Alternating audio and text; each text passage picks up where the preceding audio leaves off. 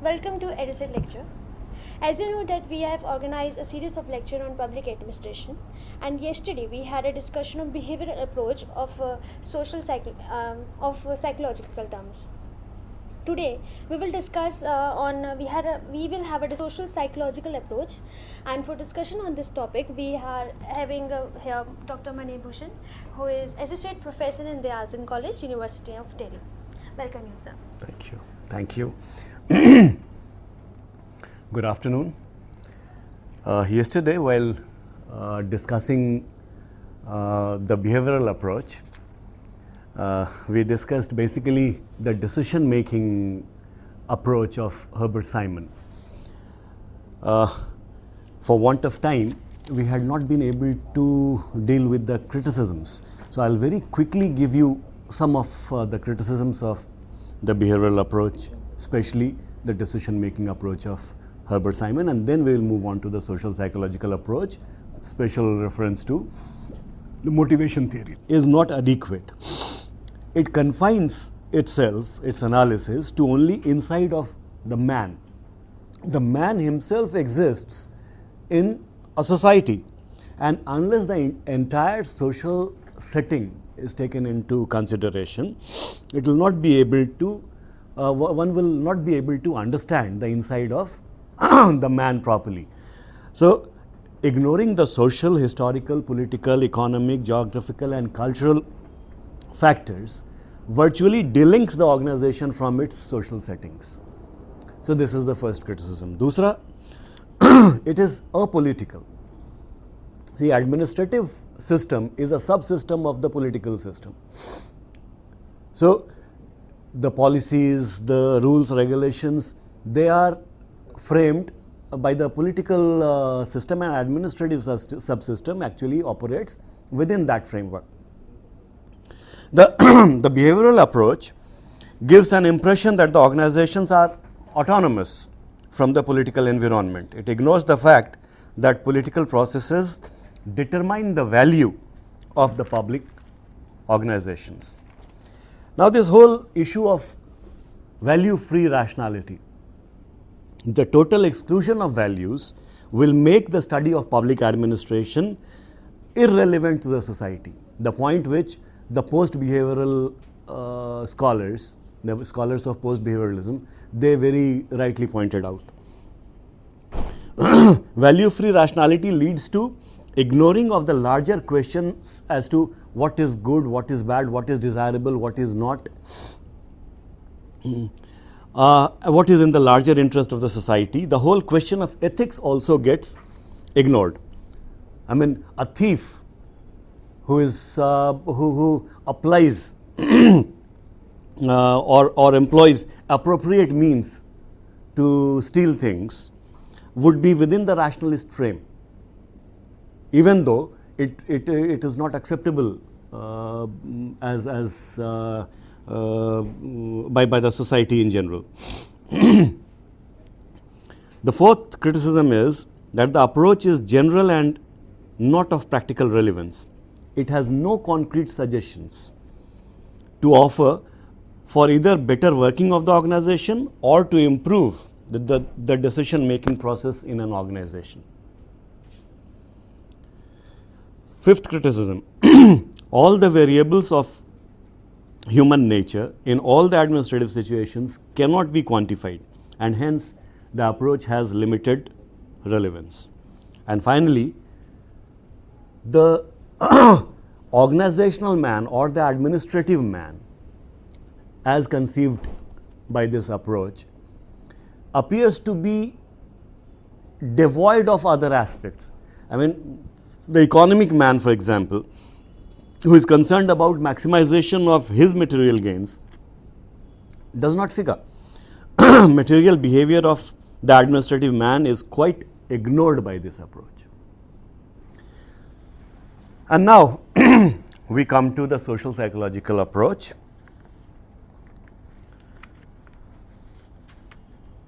Theories of motivation and job satisfaction. We will take up three scholars here: Maslow, Herzberg, and Mcgregor. We'll begin with the concept of motivation. Maslow's concept of motivation we'll come to later. First, we should understand what is motivation. Motivation has been taken from the Latin word movere, M-O-V-E-R-E, which means to move. To move. It is an inner state of mind that energizes, activates, or moves, directs, or channelizes behavior towards goals. Motivation can only be felt. It is a hypothetical construct which is defined in terms of need and consequent behavior. There is a need, and that need has to be satisfied, so you behave in a particular way. So when the behavior actually indicates the motivation. However, Hilligard and Atkinson hold that as motivated behavior can be consummatory, instrumental, and substitute. The way somebody is behaving may not actually represent the actual need and the motivation, the urge to satisfy it. The behavior is located somewhere else. So motivated behavior is difficult to interpret. Whether a particular behavior is motivated behavior or is a substitute for that, it is very, very difficult to interpret. There are three types of motivation: one, primary, general, and secondary. Primary is basically concerned with the physiological needs, hunger, thirst, etc. General is concerned with slightly peripheral, slightly less important needs, and secondary is learnt or induced.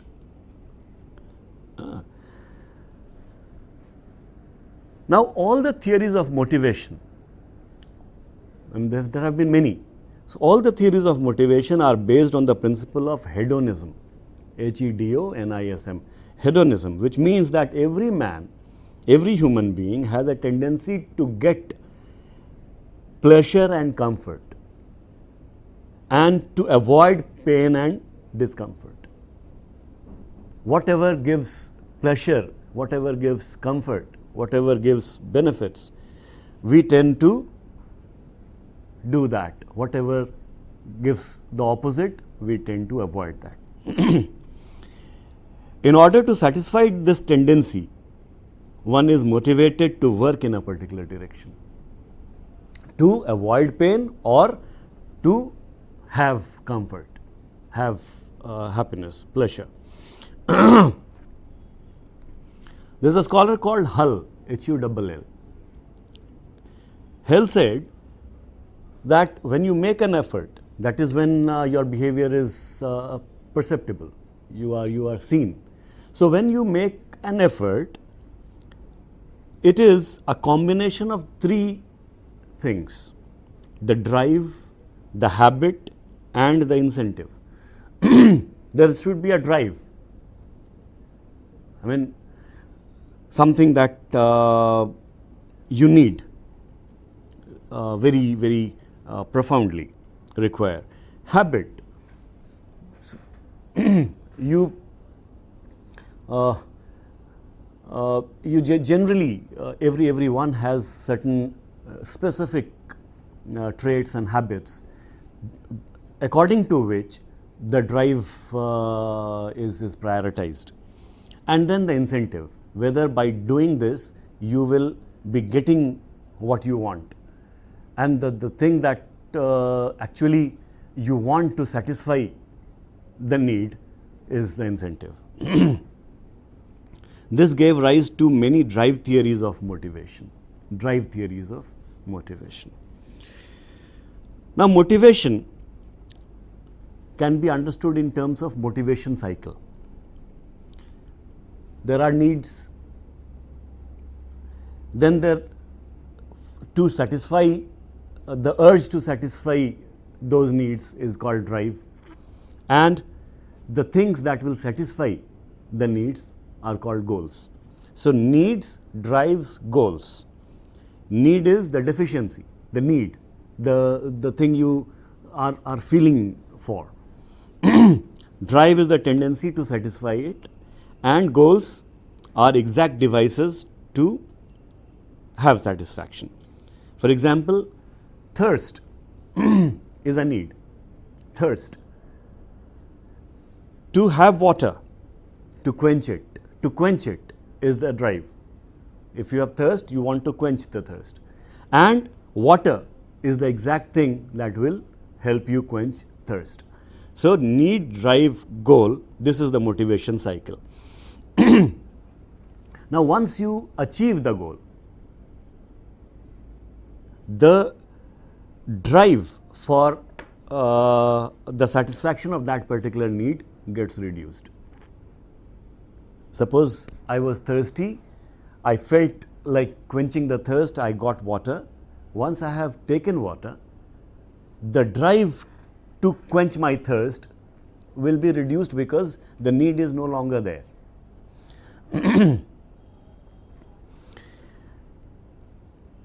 Now, there are two types of motivation theories: content theories and process theories. Content theories deal with the factor that motivates to work. Content theories deal with the factors that motivate to work. Maslow's need hierarchy theory is a content theory. Herzberg's two-factor theory is a content theory. And Alderfer's existence relativeness growth theory is also a content theory. Existence relativeness growth theory, Alderfer. Process theory. What are the processes that accompany the motivating factors? How is a person motivated? The process. How is a person motivated? This is dealt with by the process theory. Valency expectancy theory by Blumer is one example. Valency expectancy theory. Valency means which need is how strong, the strength of the need. And expectancy is which process will satisfy this need the most. Which process will satisfy this need the most. The second one in this process theory is by Lawler and Porter, performance satisfaction theory. Performance and satisfaction theory. And now we straight away come to Maslow's theory of need hierarchy. There are some very important points. Instead of going in details, we will very briefly highlight some of the main features. Maslow says that people are typically and continuously in a motivational state. Typically and continuously in a motivational state. Human beings rarely reach a stage of complete satisfaction except for a very short period of time. Every human being is continuously, perpetually in a motivated or motivational state, and no one can have completely satisfied all the needs and become reach a stage of complete satisfaction. As one need becomes satisfied, another replaces it. Third, this never-ending sequence gives rise to Maslow's theory of motivation, in which a hierarchy of need is postulated. So one need is satisfied, another comes up, another is satisfied, another comes up. So how do these needs come up? So Maslow gives the theory of need hierarchy, that there is a hierarchy. Some needs are at lower level, some are at slightly higher level, some others are at slightly higher level, and so on. So there is a hierarchy.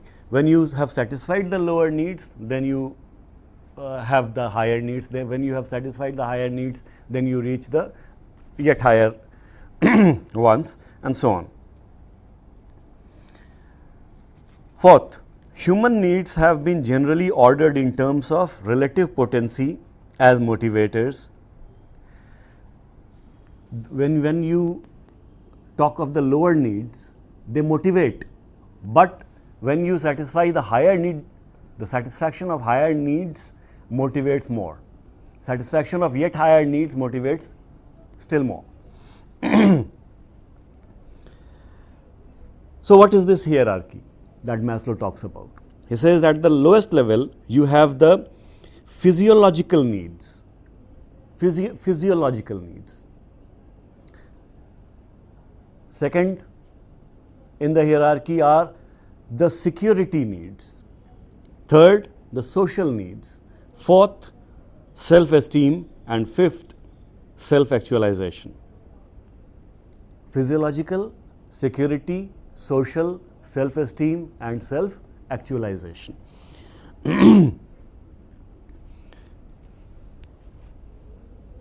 What is meant by physiological? Physiological basically are the basic needs which everyone is confronted with anywhere: food, water, shelter, clothes, electricity. So the things which are essential for survival, they are physiological needs. Security needs: when you are in an organization, the service conditions, salary, working hours, your job security, etc., etc. These are security needs. So once you are free from the physiological needs, you have already satisfied your hunger, your thirst, your clothing needs, and your shelter needs, etc.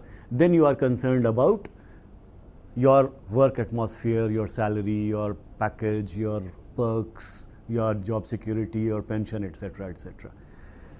When these needs are also satisfied, for some time, when the physiological needs were not satisfied, you were not motivated to work. But in order to get those needs satisfied, you are motivated to work. But after some time, that motivation stagnates, and so you are now you feel the need to have better service conditions, etc., etc. That motivates you to work more. Once you have reached a level, that will no longer motivate. So then comes the third one, social. Social needs basically would mean recognition at the workplace, affection of the fellow beings,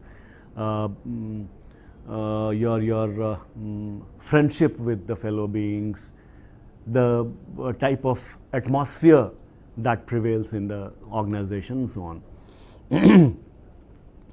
The fourth is self-esteem. So once this is there, now your motivation level has stagnated. So how will you be further motivated? Then comes the fourth need, that is self-esteem. Everyone who is working needs space, autonomy. I can do this. I can handle this. I should be given more responsibility. I should get credit for this. You power, achievement, status, autonomy. These are the values these are the needs which motivate the person to do more, to work more. And once this is also satisfied fairly, then the fifth and the final, the most important need comes. That is self-actualization. What does this mean? This means that one is deriving satisfaction out of his work, out of his life, at workplace. Every he has reached a level where he is finding meaning to his life, a sense of creativity and a sense of having done something, having justified his life. That is the need of self-actualization. So this is the highest, according to Maslow, this is the highest need, which normally when somebody is not having enough food to eat, this need can not even be thought of. But once the lower needs have been satisfied, one strives towards self-actualization.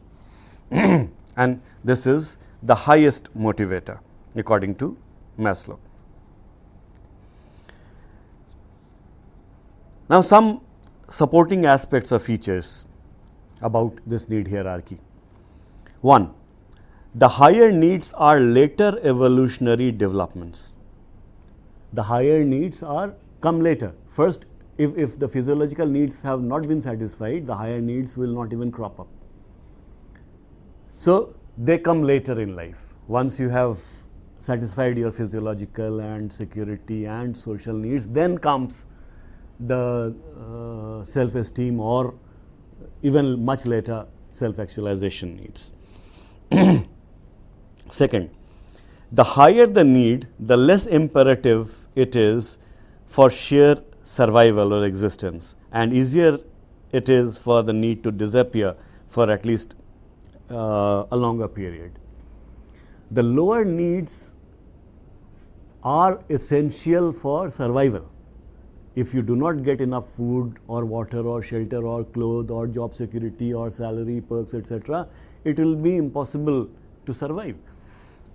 So for survival, the lower needs, the satisfaction of the lower needs are more important.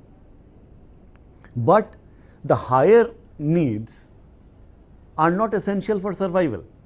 Once you have enough to survive, then these needs come up, and so they come later in anybody's life.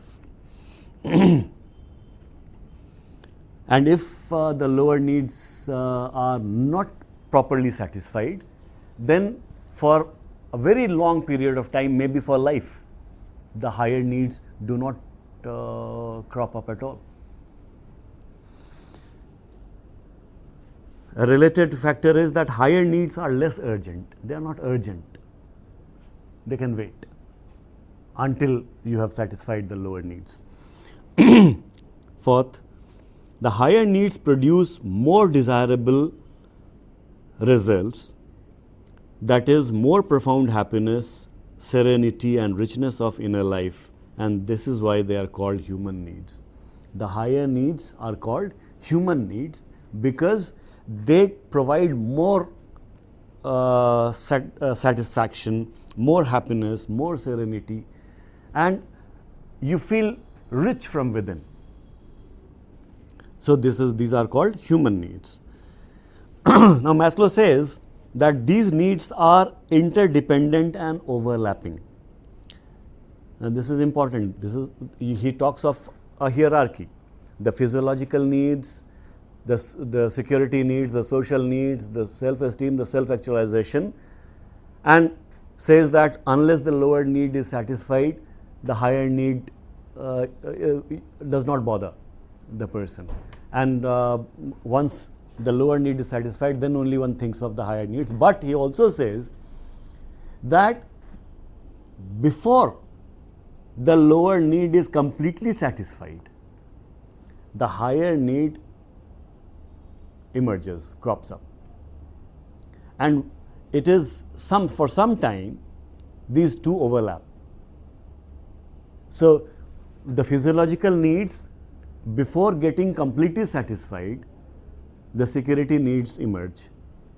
And before the security needs are completely satisfied, the social needs emerge. Before the social needs are completely satisfied, the self-esteem needs emerge, and so on.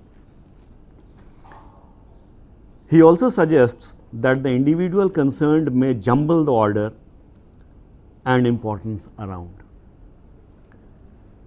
Now, this is a slight aberration in the theory, because the theory is about hierarchy, and in hierarchy the levels have to be fixed.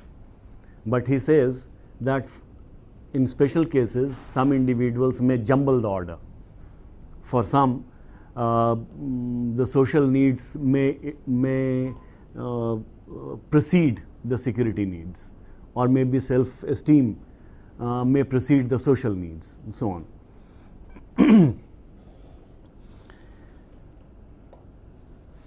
So this is broadly Maslow's theory of need hierarchy. Now we come to Herzberg. Herzberg talks about a two-factor theory. His is a two-factor theory, which is specifically a theory of job satisfaction rather than motivation. See, it's only about looking at a thing from two perspectives. They amount to the same. If one is motivated to work, this is only because he is satisfied. And if he is satisfied, he will be motivated to work. So both of them arrive at the same point, but the paths are slightly different. So his theory is of job satisfaction rather than motivation. He conceives of content and context factors. Content and context factors of job on a two-dimensional plane, and calls them motivators and hygiene factors. Motivators and hygiene factors. The hygiene factors, the content factors are the kind and quality of job itself, whereas the context factors relate to the environment or job conditions. The context are environment and job conditions, and content are quality of the job itself. Now Herzberg says that hygiene factors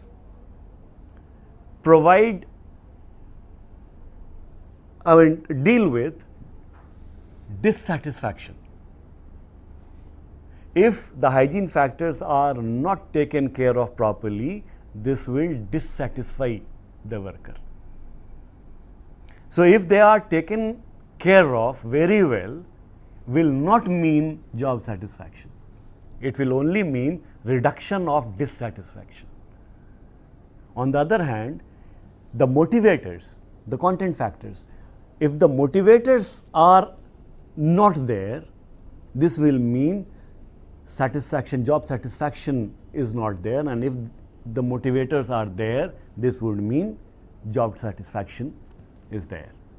So hygiene factors are basically dissatisfiers and motivators are basically satisfiers. These are on two different planes, and this is what is known as two-factor theory.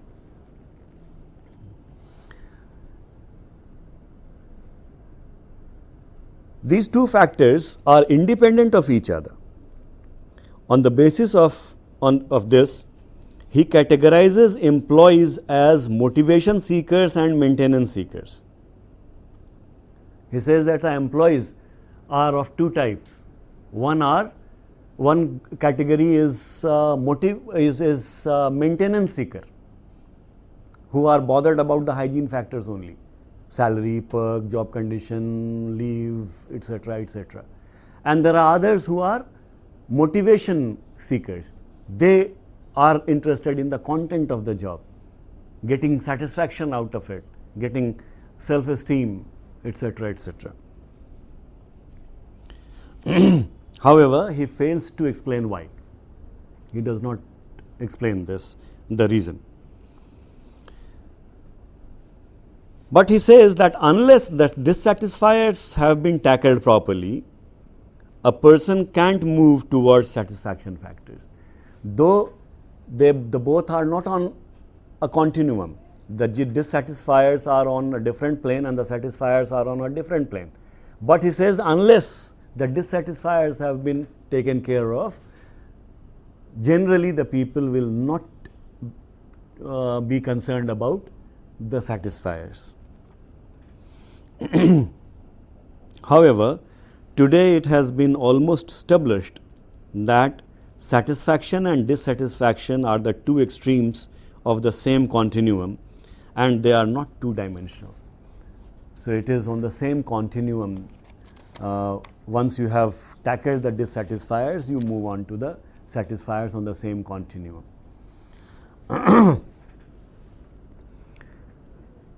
Now, when we compare and mix Maslow and Herzberg together, we find that when the hygiene factors that Herzberg talks about includes policies and administration, supervision, working conditions, interpersonal relations, money, status, security, etc. Motivators are achievement, recognition, challenging work, responsibility, growth and development. Now, Maslow talked about the physiological needs and the security needs. Herzberg talks about money, security, interpersonal relationship, working conditions, supervision, policies and administration. So, if we take the two together, the need hierarchy, suppose Maslow's need hierarchy, lowest level is physiological, next higher is security, next higher is social, then self-esteem. In self-esteem, he talked about status and recognition, and Herzberg talks about status in hygiene factor. So, if you put a line, draw a line here, the first step is physiological, then security, then social, and fourth is self-esteem. Self-esteem can be bifurcated. Status comes towards hygiene and recognition goes towards motivators, and rest everything, self-esteem, part of self-esteem and self-actualization are motivators. So, both of them actually appear to be congruous.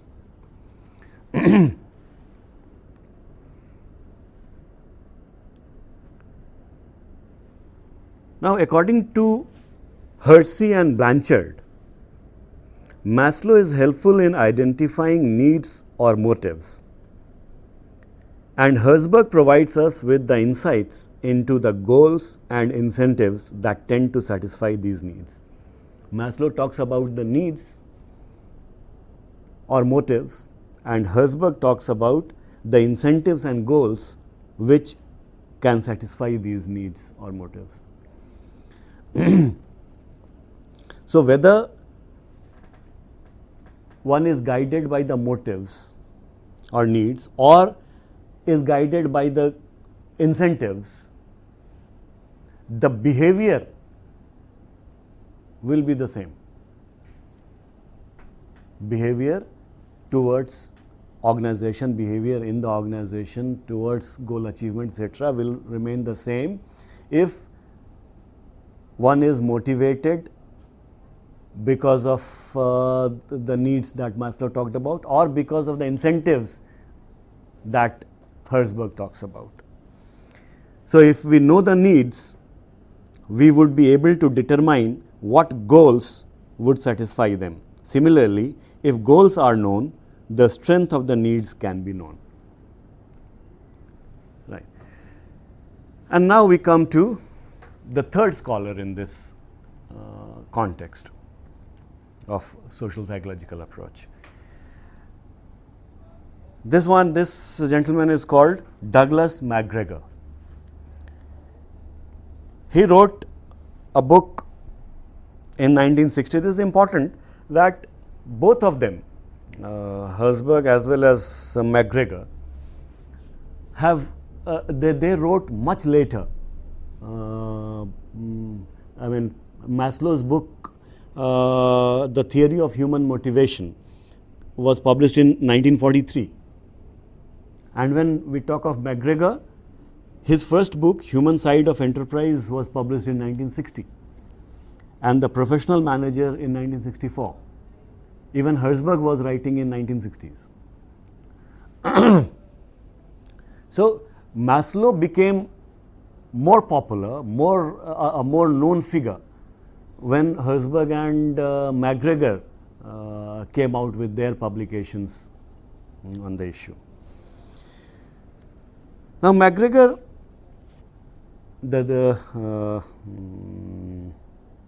is known for his theory X and theory Y. His focus is on utilizing human potential in organizations and getting the best out of people by creating a conducive and harmonious environment. He is concerned about maximization in any organization, and this is possible, according to him, only when the people in the organization give their best. And people in the organization can give their best only when the atmosphere, the environment is conducive and harmonious. According to Mcgregor, the failure to bring the best out of human beings in organizations can be attributed to the conventional view of organization and man. If the human beings are not giving their best, are not able to give their best, this is because of certain assumptions about human nature and organization. This conventional view is articulated in his theory X.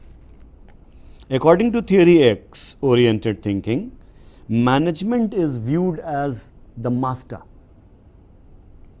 This theory X thinking system, management is viewed as the master of the enterprise, which has to get work done by controlling the behavior and motivating the people in the organization. The management has to get work done from people. How? By controlling their behavior, by motivating them to work. Because the management is considered to be the master. Now this theory is based on certain assumptions about human nature and behavior. What are these assumptions?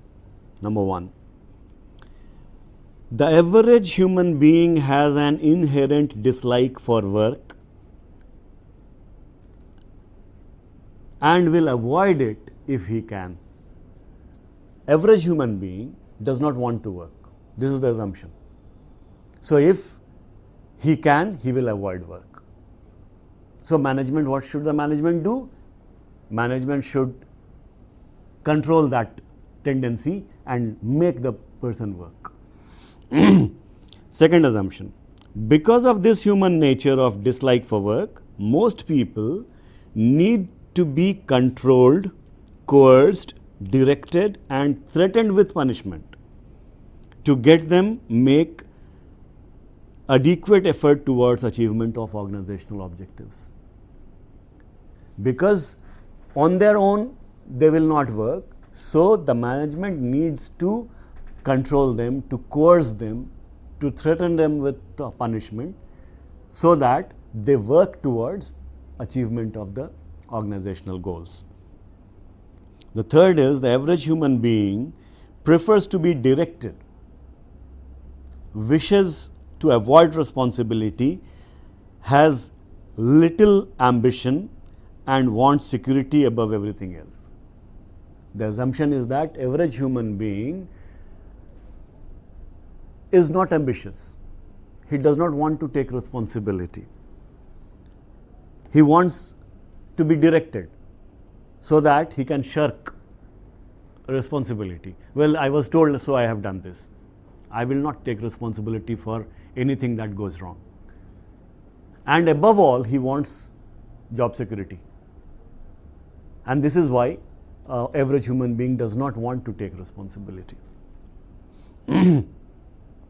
Fourth assumption is that average human beings are lazy, unambitious, resistant to change, and non-creative. Average human being is not creative. He himself cannot bring about change, and he is also averse to change. He does not want change because he wants comfortable going. Everything should move without any effort. Theory X, like classical administrative theory, lays stress on efficiency, economy, direction, and control. Like the classical school talked about, the theory X assumption also talks about efficiency, economy, direction, and control. Only by direction and control can you bring about efficiency and economy. Mcgregor argues that management based on assumptions of theory X creates more problems than it solves. If the management is completely satisfied with the assumptions of theory X, it will orient itself accordingly, and that will create more problems for the management and organization than it will solve. Also, the assumptions restrict the management from employing better strategies to motivate the employees towards excellence. Because of these assumptions, the manager will be convinced that my employees are lazy, non-creative, they are to be controlled and coerced. So he will not even think of employing other strategies to make them achievers, to become more participative. Mcgregor argues that progressive ideals like decentralization, delegation, consultative supervision, etc., will not be possible with the assumptions of theory X. If you have no faith in your employees, if you believe whatever theory X talks about, you will not delegate any responsibility to your subordinates. You will not go for decentralization, and even if you will go half-hearted, knowing fully well, convinced from within that this will fail.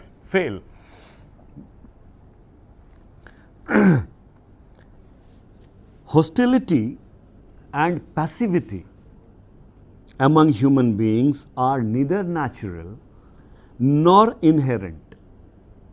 The assumptions of theory X, according to Mcgregor, are wrong, because he believes that negativity and hostility and passivity are not natural or inherent in human beings. Actually, it is because of the assumptions of theory X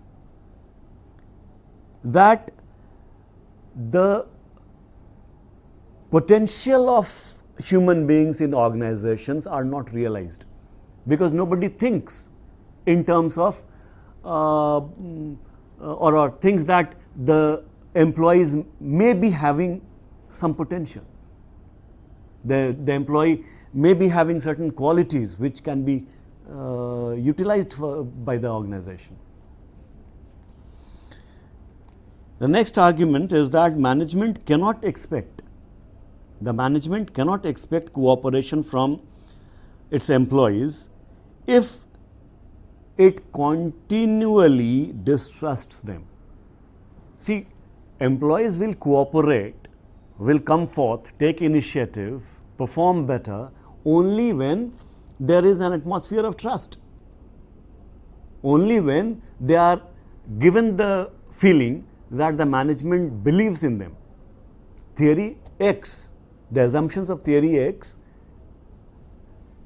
says that the workers will not work and the management has to make them work. So there is a distrust. And in such an atmosphere, the manager cannot expect cooperation from the employees. In short, the conventional view is helpful neither in achievement of organizational goals nor in motivating the employees to become achievers. So these assumptions restrict the achievement of organizational goals, and they also put restriction on the employees to become achievers because they will not feel motivated. Mcgregor therefore proposed an alternative theory called theory Y, an alternative theory which gives a new look to the relationship between employees and management by replacing direction and control by integration. Theory X emphasized direction and control because employees do not want to work, they are lazy, they are non-creative, etc., etc. So direction and control from above will make them work. Theory Y says no. Direction and control should be replaced by integration. Now there are certain assumptions of theory Y. What are those assumptions? Number one,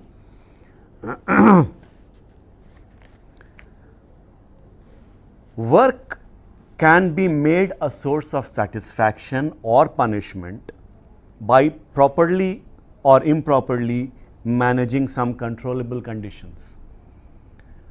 There are certain conditions at workplace which are controllable. If they are controlled properly, work will become a pleasure. If they are not controlled properly, the same work will become a punishment. And so, average human being does not inherently dislike work. The dislike is not for work. The dislike is because the controllable factors were not controlled properly, and so the workplace and the work has become is being perceived like punishment. Second assumption, self-direction and self-control due to commitment towards organizational objectives is a better means than external control and threat of punishment. The purpose is to achieve organizational goals. For such achievement, the assumptions of theory X suggested external control and threat of punishment. Theory Y says no. It is better if the employees are driven by self-direction and self-control. And this can happen when they develop a commitment towards the organizational objectives. So management should try to create that sense of commitment towards the organizational objectives rather than controlling and coercing and commanding. 3. Commitment. The most important, why should an employee be committed? If you relate his performance, his work with incentive, reward, then he will feel committed. And the most important reward, according to Mcgregor, is self-satisfaction of ego and self-actualization. So if you provide with an atmosphere, an environment in which his ego is satisfied and he gets an opportunity to actualize himself, this reward will be good enough for him to give his total commitment to the organizational objectives. Fourth, average human beings learn to accept and seek responsibility unless their bad experience pushed them in the opposite direction. So, theory X said that human beings, average human beings are not ready to take responsibility. Here, theory Y says they want to take responsibility. They learn to take responsibility, but their experience in the organization at times pushes them in the opposite direction. Fifth, most human beings have the capacity to exercise a relatively high degree of imagination, ingenuity and creativity in solution of organizational problems. Theory X believed that average human beings are non-creative.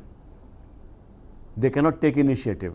Theory Y says most human beings are creative. They have the capacity to deal with the problems of the organization and provide solutions.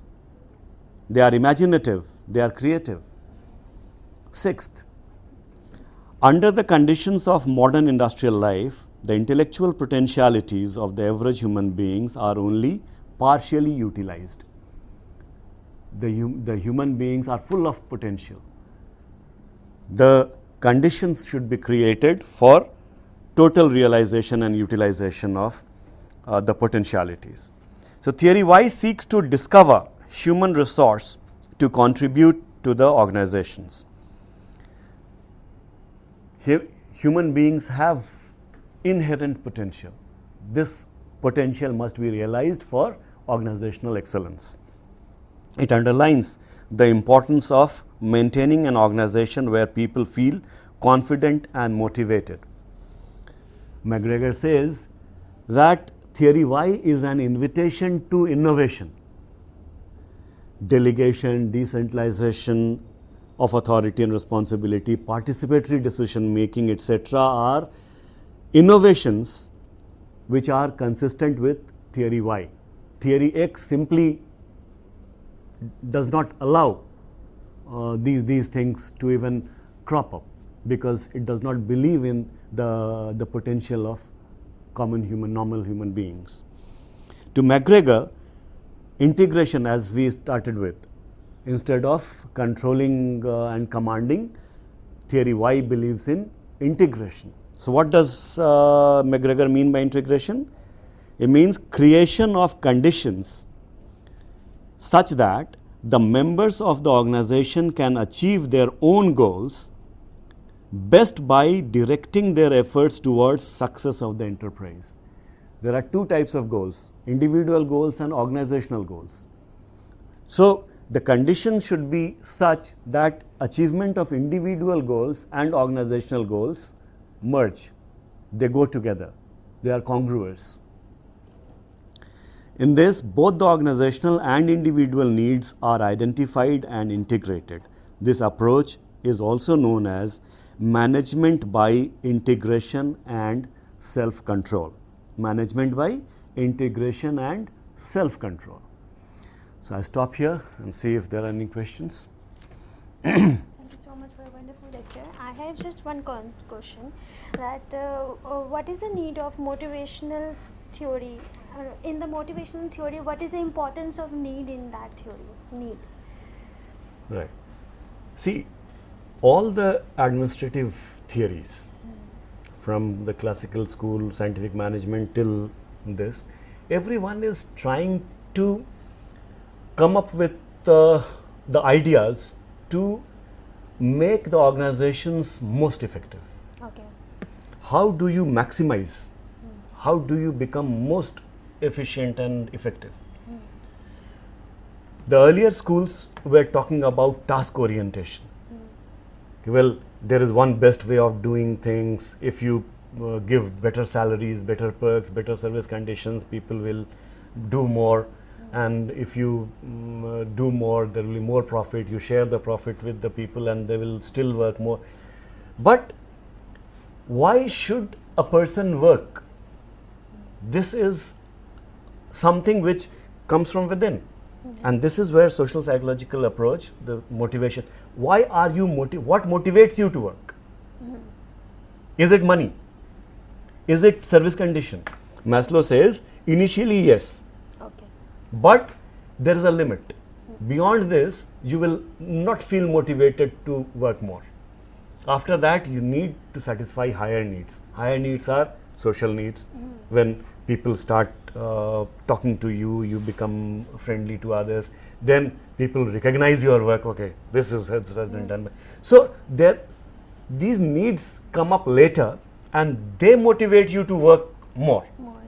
And when you work more, when you identify yourself with the organization, then the organization excels.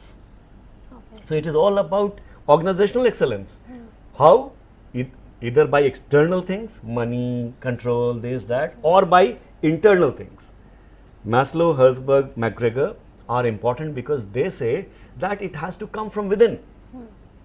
You feel that you should work, and you will achieve your goals when the organization achieves its goals. So both are congruous, both go together.